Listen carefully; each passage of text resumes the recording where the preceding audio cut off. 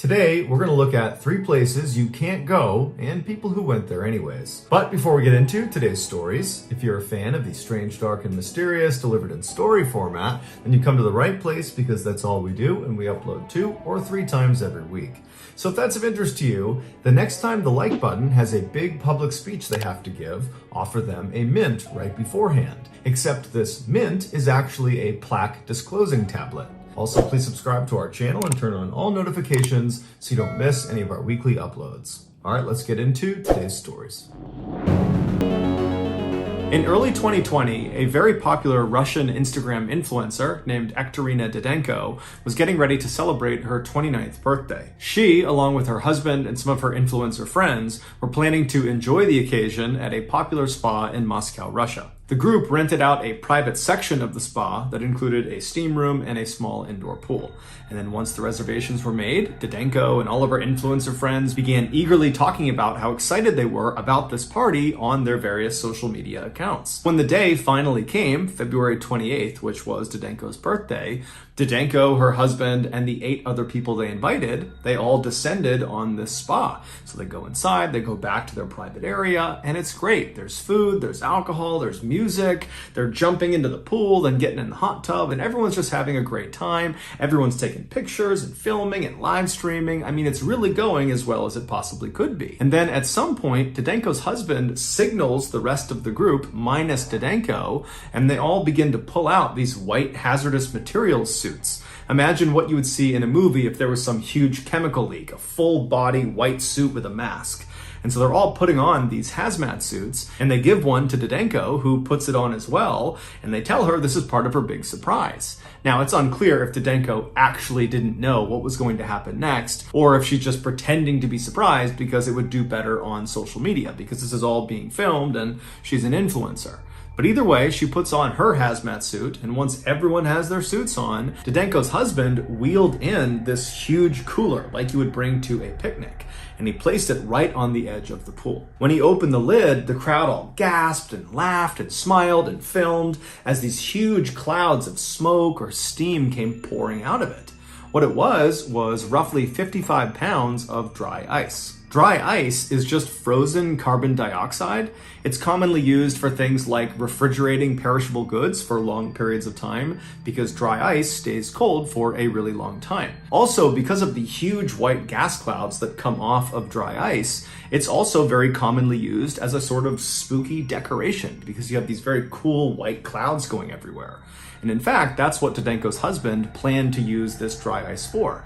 He was going to dump it into the pool and create those big white gas clouds all over the pool. The reason they call it dry ice is because as it starts to heat up, it doesn't melt into a liquid state the way frozen water does. Instead, it goes directly from a solid state to a gas state. Dry ice is considered to be quite hazardous if it's handled inappropriately, and while these partygoers all had their hazmat suits on, it's unlikely they were actually wearing them for safety. It's far more likely they were wearing them because it would look good on social media and would kind of hype up the stunt they were about to do. And so after the dry ice was revealed inside of this cooler, Didenko's husband and another of the partygoers grabbed the sides of the cooler and they dumped its contents directly into the water.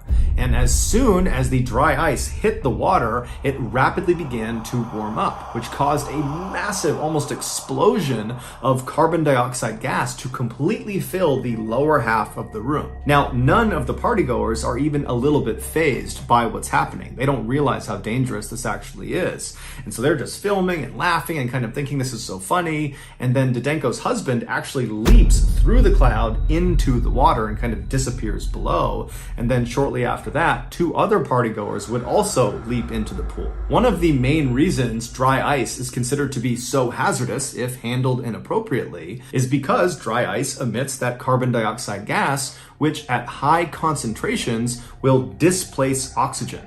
So imagine if you're in a very small room that has very poor ventilation. If you had lots of carbon dioxide in there, you would suffocate. And so this indoor pool was a small confined space with poor ventilation. And so the 7 people on the pool deck, shortly after this dry ice has been tossed into the pool, they started to realize it was really hard to breathe because the oxygen was basically being sucked out of the room. And so they were able to turn and actually run out of the pool deck before it was too late. Meanwhile, Didenko's husband and the other 2 people who leapt into the pool, when they came back to the surface, they breathed in thinking they would be breathing in oxygen, but instead they breathed in an entire lungful of carbon dioxide, which in addition to displacing oxygen at higher concentrations inside of confined spaces with poor ventilation, it is also poisonous at higher concentrations inside of confined spaces with poor ventilation. And so when the 3 of them surfaced, they breathed in this poisonous gas, which caused 2 of them to immediately pass out and then just die, while the third, Didenko's husband, he managed to stay conscious enough that he was able to climb barely out of the pool, and he tried to get to the door, but he couldn't get out in time. Eventually, he was pulled out and rushed to the hospital, but he would later die, not only from carbon dioxide poisoning, but also from having gone without oxygen for as long as he had. On Saturday, September 30th, 2017, a staff member at a North Wales country club noticed water leaking out of the bottom of an outside wall of one of their many bungalows. These bungalows, which were generally just vacation rentals, were single-story white structures situated up on this beautiful green hillside. The staff member, after seeing this leak, they just turn around and go back to the front office and they tell their boss about it, and then shortly after, 2 maintenance workers were sent out to check on this leak. And so these 2 workers, they go over to this bungalow and they knock on the front door. But after a while, when no one comes to the door, they pull out their master key and they begin to turn the lock. And as they do that, they yell out just in case, hey, we're here just to check on a leak. We have to come in. It's a potential emergency. And so they open up the door, they swing it open, and no one comes to the door. It's still silent. And they're looking into this property. And what they see is on the left, from their perspective, is a kitchen. And on their right is a living room. It was basically one big room that had been designated for 2 distinct functions. And so they yelled out again into this bungalow, hey, we're coming inside, we're just checking on this leak.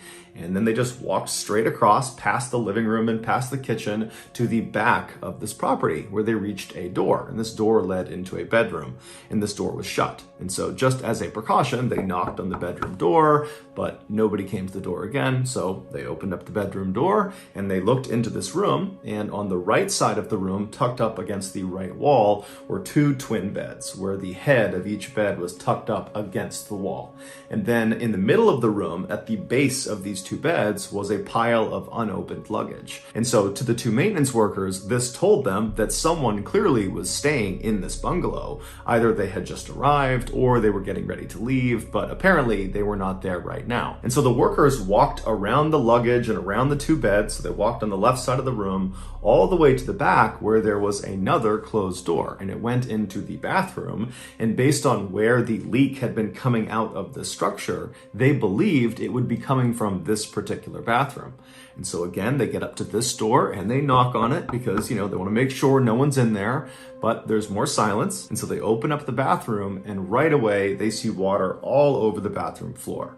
But as they scan around the bathroom, they look at the sink, they look at the shower, the toilet, none of them are overflowing or running. So it was not any of the usual suspects that had caused this leak. However, there was one other area in the bathroom that could have caused a water leak, and that was the airing cupboard. An airing cupboard is typically where you keep a hot water heater. It's basically like a walk-in closet where the majority of the space is taken up by this heater.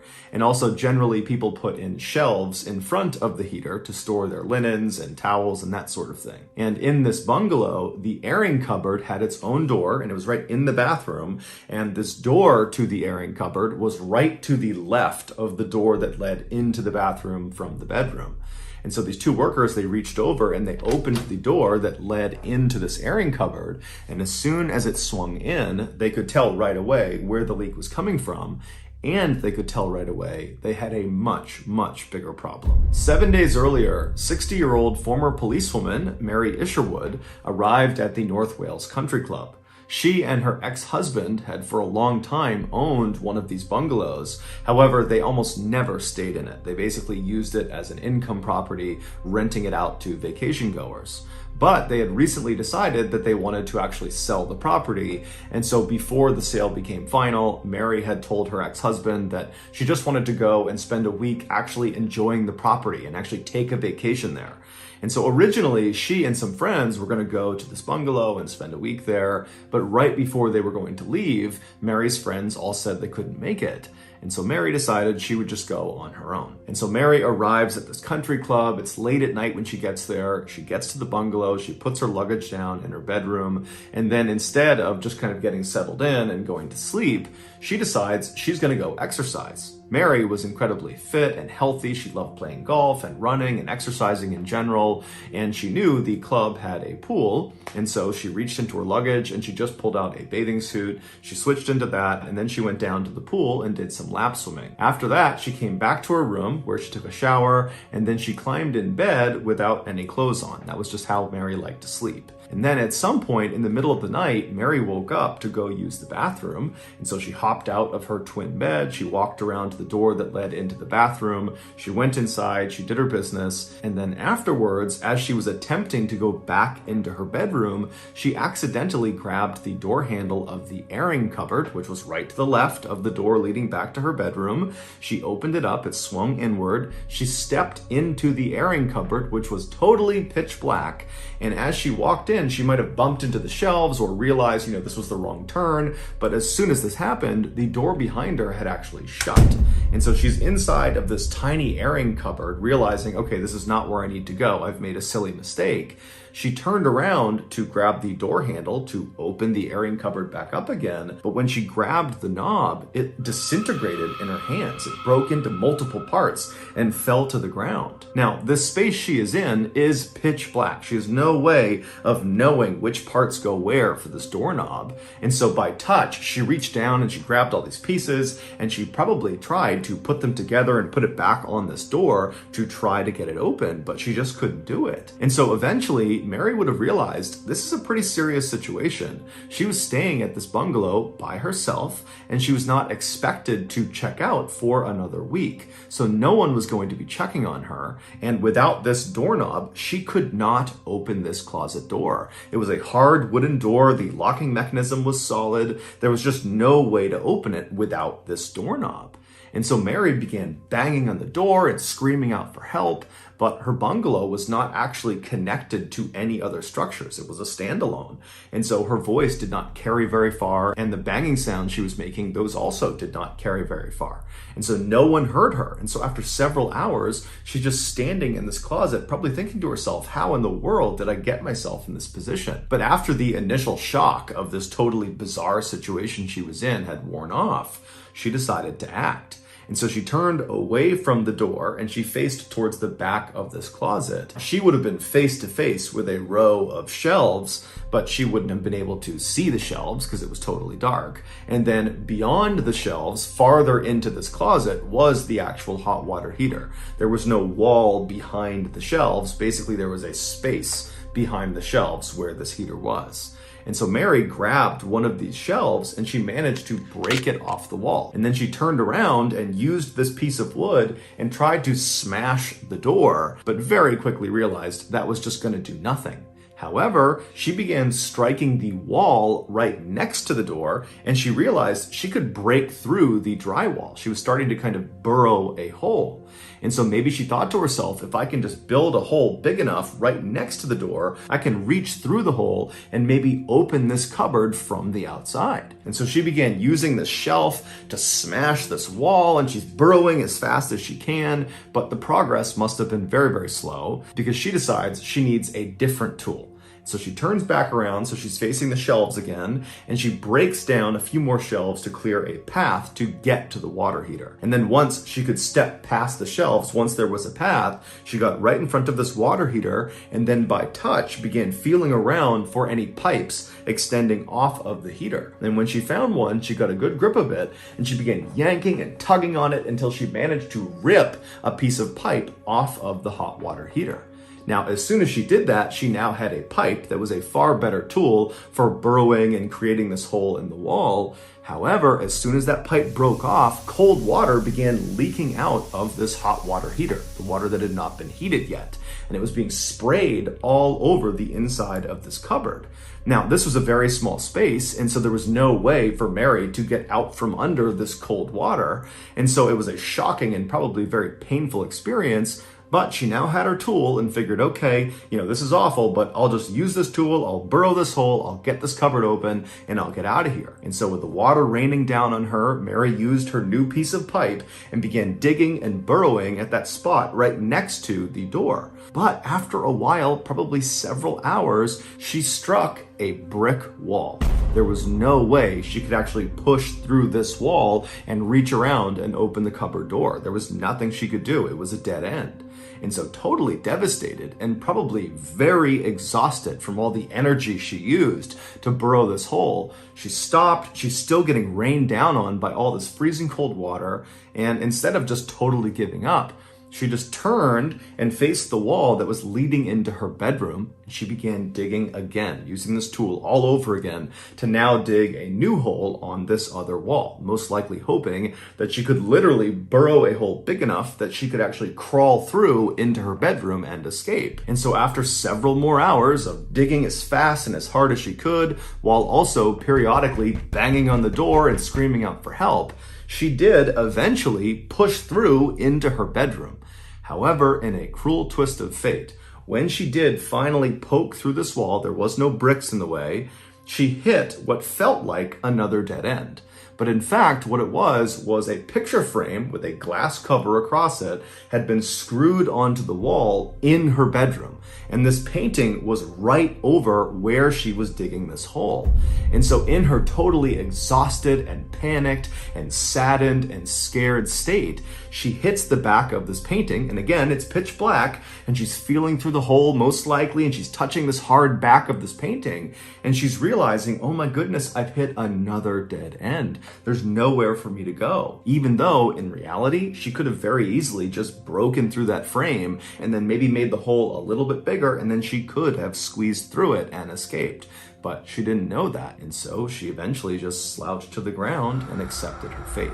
6 days later, when those two maintenance workers opened the airing cupboard door, they found Mary's body slumped up against the wall inside this closet. She had died of hypothermia. It would turn out other residents of the other bungalows nearby heard banging coming from this bungalow on Saturday night, the night that Mary actually got stuck, and then they also heard the banging the following morning, on Sunday morning.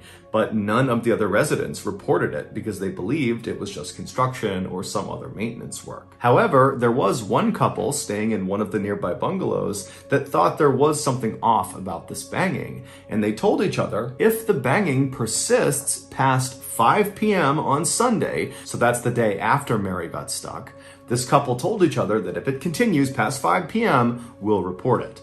But as it happened, Mary stopped banging on the walls and yelling for help right around 5 p.m. on Sunday. And so this couple, right as they're getting ready to go tell the front desk, the banging stopped, and so they stopped worrying about it. It's unclear how long Mary survived after she stopped banging around 5 p.m. on Sunday. It could have been minutes, it could have been hours, it could have been days. Mary's family would ultimately sue the country club for negligence. However, the outcomes of this case have not been made public. On July 30th, 2013, 56-year-old Roger Miro grabbed a bag of trash from his apartment and then walked out into the hall. He turned right and walked down the hall until he reached the trash chute, which was right on the side of the wall. He opened it up. It was like a mailbox. He opened it up. He dropped his trash bag inside. He closed the trash chute and then walked back to his apartment.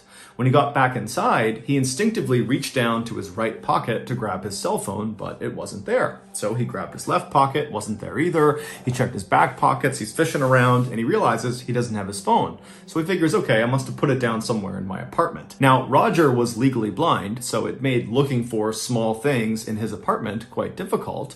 But nonetheless, he began looking all over his apartment for his phone. He started in the kitchen, he looked all over the place, checked all the surfaces, no cell phone. He went to the living room, to the bedroom, to the bathroom, but there was no cell phone. And so Roger thought maybe when he walked to the trash chute, he might have dropped the phone in the hallway.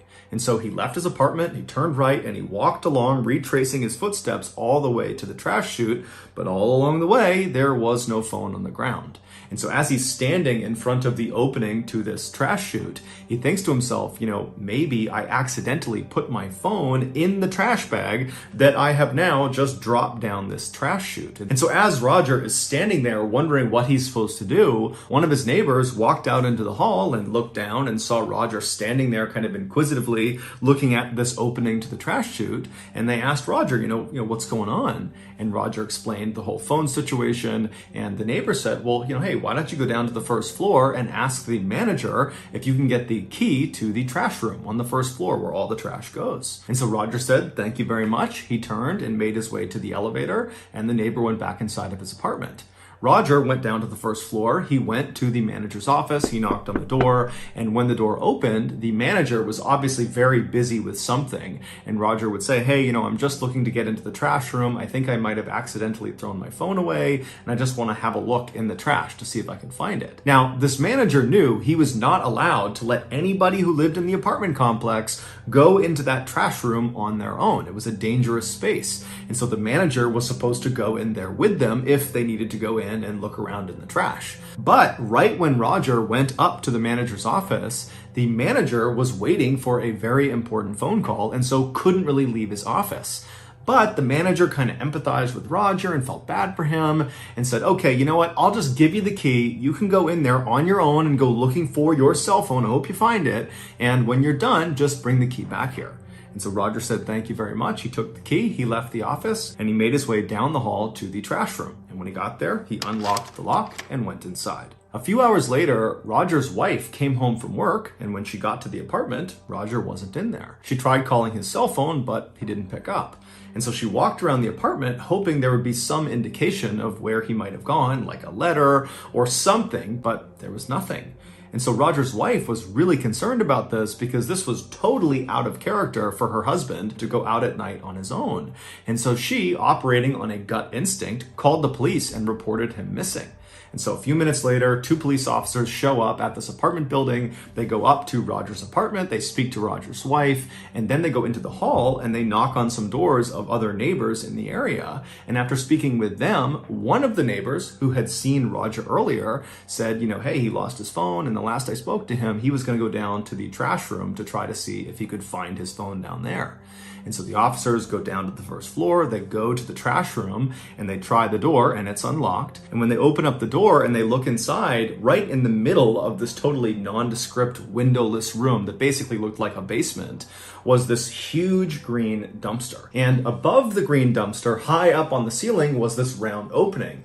And that was the bottom of the trash chute. So when people like Roger and the other people who lived in this apartment building dropped their trash down their respective trash chute on each floor, the trash would come tumbling down and literally fall out of the ceiling into the dumpster. Now, this dumpster was unique. It was not like other dumpsters where the top was just wide open and anyone could lob a bag of trash in. No, this dumpster, only the left side of the dumpster had an opening for trash. The rest of the dumpster was completely welded shut. There was no way into it. And so on the left side, where this dumpster opened up to allow trash to come in, it was positioned right underneath that opening in the ceiling where the trash came tumbling down. And it wasn't just an opening. It was like this near vertical tunnel that was welded on to the top of this dumpster. And it went straight up and it had this big open mouth at the top, almost like a funnel. And it was there to catch the trash as it fell down, and it would go down this tunnel down into the dumpster. And so the gap between the ceiling and the top of this near vertical tunnel, this chute, was maybe 3 or 4 feet. And so when these officers looked into this room and they saw this dumpster and the chute and this hole in the ceiling, they also saw a ladder had been propped up on the left side of the dumpster right up against that near vertical tunnel, as if someone was trying to look down into the dumpster itself.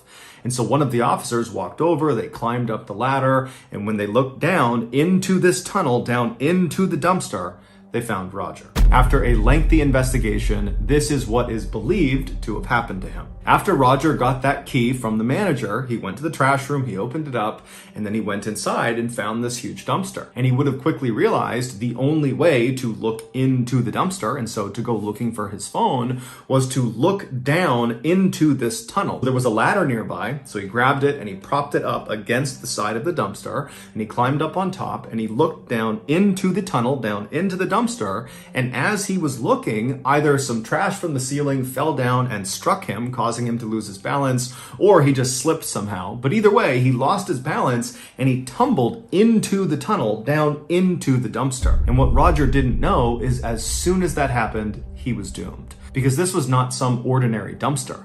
This was a trash compactor. And as soon as Roger fell down that tunnel, his body triggered an electronic sensor that activated the trash compactor. And so the way this worked is there was this big metal ram inside the dumpster. There's a ram on one side, and once it gets activated, it will press. There's a hydraulic press that pushes it all the way to the other side. So any of the trash in this dumpster will get compressed against the other side of the dumpster. And then at that point, the ram comes all the way back. And so every time trash would come down that chute, it would trigger that sensor, the trash compactor would start, it would flatten the trash, and so on and so forth. And so Roger has fallen down into the dumpster, he's triggered this compactor, but he's legally blind, he's probably dazed from the fall, and so by the time he realizes what's going on and he's kind of looking around, there is a hydraulic press bearing down on him. And so he probably tried to jump up the tunnel to try to escape the dumpster, but there was no ladder inside this tunnel and it was nearly vertical, so there was no way to climb up and out of it. And inside of the dumpster itself, there was no emergency shutoff switch and there was no emergency exit. And so at some point, it's assumed that Roger realized he was not going to be able to climb up the tunnel. And so he only had one direction he could go, which was to retreat to the far side of the dumpster, as far away from the press as he possibly could be. But once he got over there, there was nowhere for him to go. And so he was forced to just wait as this hydraulic press slowly moved across until it finally reached him and crushed him. Now, we don't know if that very first hydraulic press actually killed Roger. All we know is Roger was trapped inside of this dumpster for several hours, and over that period of time, more and more trash was dropped down the chute, activating the press over and over and over again. And so by the time the police actually looked down into the dumpster, they saw a part of Roger's body, and immediately they could tell there was nothing they could do. Roger was definitely deceased. Roger's wife would sue the manager of the apartment building as well as the company that owned the apartment building for their negligence, but the outcomes of that case have not been made public. So that's going to do it, guys. If you found the secret in today's episode, let us know in the comment section what it is and where you found it, so give us the timestamp. And if you're the first to do that, we'll pin you at the top of the comment section. If you got something out of today's episode and you haven't done this already, the next time the like button has a big public speech they have to give, offer them a mint right beforehand. Except this mint is actually a plaque disclosing tablet. Also, please subscribe to our channel and turn on all notifications so you don't miss any of our weekly 2 or 3 video uploads. We are now selling merchandise like flannels and hats and mugs and sweatshirts and all sorts of stuff. If you're interested, go to shopmrballin.com. If you want to learn about upcoming deals and promotions for our merchandise, check out our shop's Instagram page. The username is shopmrballin. If you want to get in touch with me, you can direct message me on Instagram or on Twitter. My username for both platforms is the same. It's johnballin416. I also have a ton of content over on TikTok where my username is Mr. Ballin. We also have a second YouTube channel called Mr. Ballin Shorts where we post random short videos and lost episodes. We also have a Facebook page just called Mr. Ballin where we post condensed versions of the long episodes you see on YouTube. If you have a story suggestion, please submit it to our subreddit just called Mr. Ballin. It's linked in the description below. So whether I see you on Twitter, Instagram, TikTok, Reddit, YouTube, Facebook, or some combination, just know that I really appreciate your support. And until next time, that's going to do it. See ya.